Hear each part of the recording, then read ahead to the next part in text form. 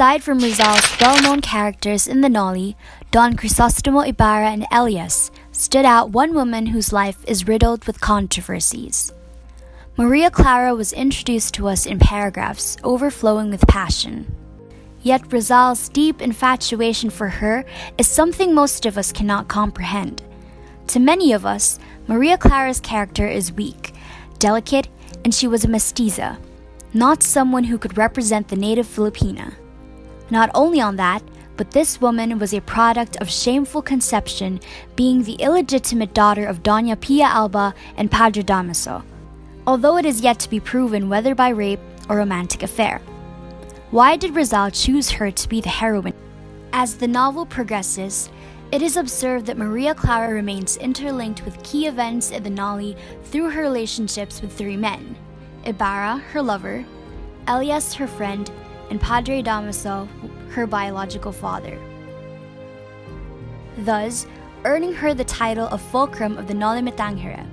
To analyze her character and unlock the symbolism of Maria Clara, let us put aside our biases and see her in another light as provided by Nick Joaquin, who believes that Maria Clara's character is subjected to a grievous misconception by explicitly pointing out two key scenarios, where the character showcases a strong, firm, and convicted personality contrary to popular belief.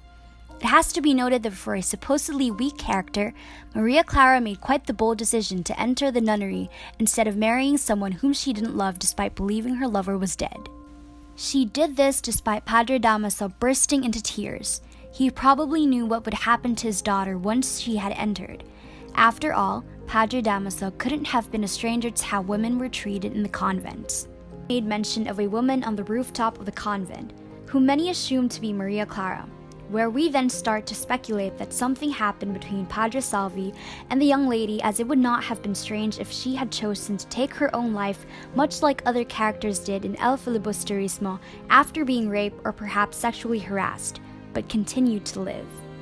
Fitting of her title being the fulcrum of the Noli, Ibarra does come home, but not before she has already suffered.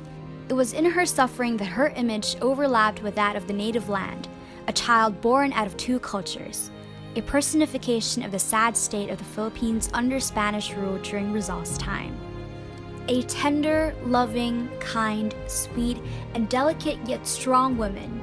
It was no wonder that Rizal loved Maria Clara so much, as she perhaps not only personified the growing nation's hardships, but also their resilience.